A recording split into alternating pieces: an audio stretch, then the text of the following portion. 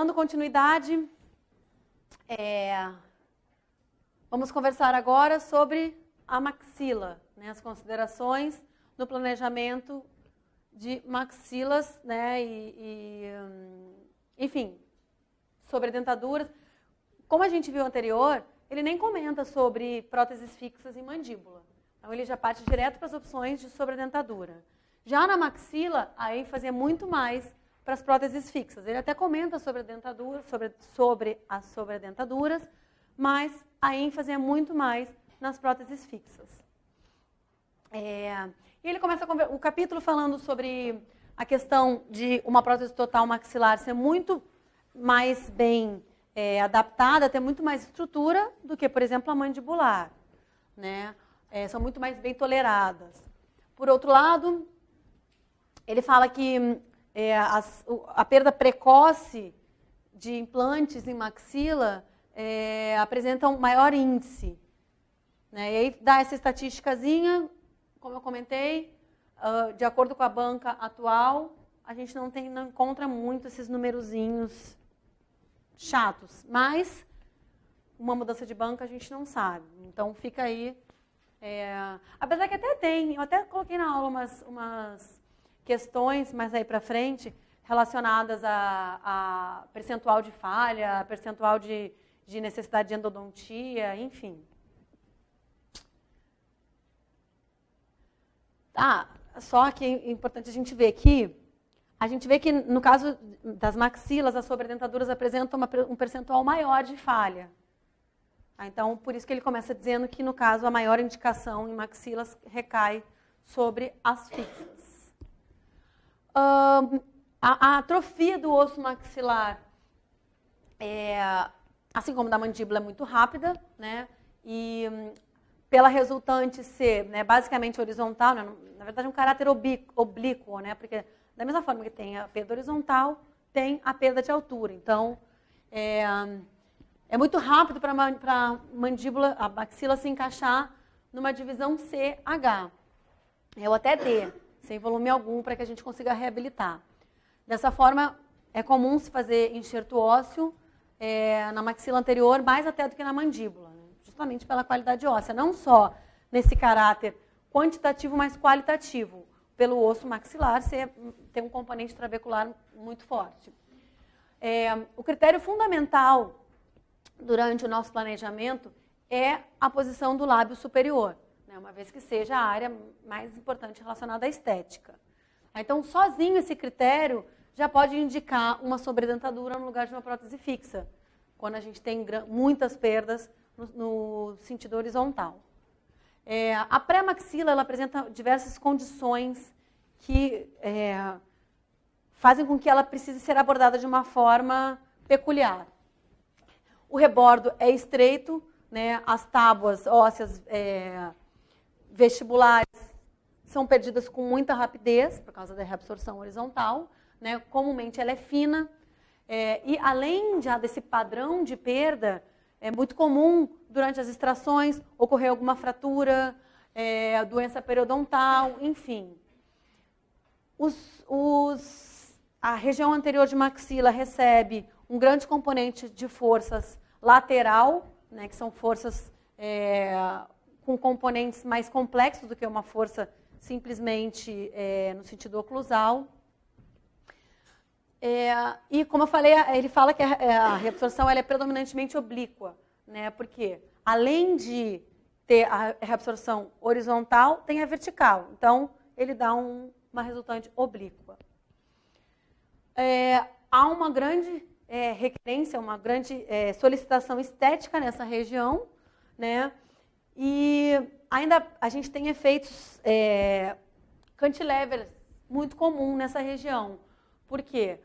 Se eu estou reabilitando o arco como um todo, é comum o cantilever ficar na região anterior. Além disso, a posição dos implantes acaba ficando mais lingual à posição original dos dentes, fazendo com que a gente precise muitas vezes inclinar esses dentes. Então, pode causar um componente de cantilever ali.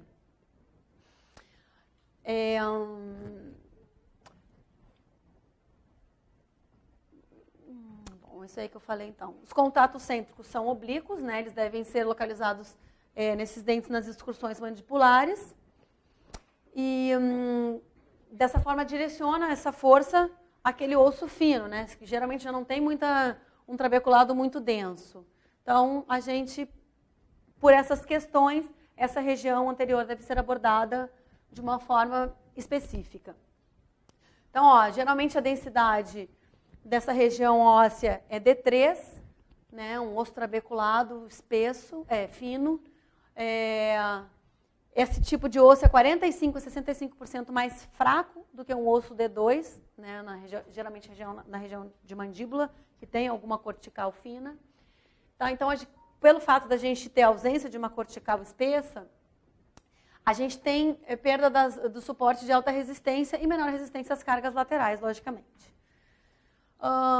Aí ele diz que o rebordo anterior perde 25% da sua espessura no primeiro ano, tá, após a perda dentária, e 40% a 50% após um ano, principalmente na tábua vestibular. Já falamos isso inúmeras vezes aqui.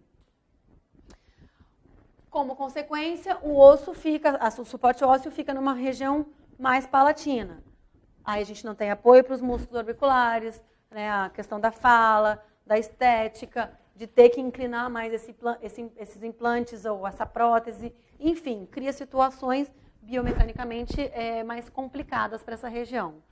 Outra coisa relevante sobre essa região é que a altura da coroa costuma ser maior do que o ideal. Então, alturas de coroas acima de 15 milímetros, por exemplo, são fatores amplificadores de força desfavoráveis. Então, as opções de tratamento para as maxilas edêntulas recaem sobre próteses parciais removíveis, próteses totais convencionais, sobre a dentadura implanto suportada ou, né, uma prótese fixa implanto suportada, sendo a prótese fixa, em geral, a melhor opção para esse tipo de paciente. Em relação a uma prótese parcial fixa, a gente tem como contraindicação espaços protéticos amplos, sustentação inadequada do pilar e osso desdentado inadequado para um contorno protético ideal. Bom, e aí,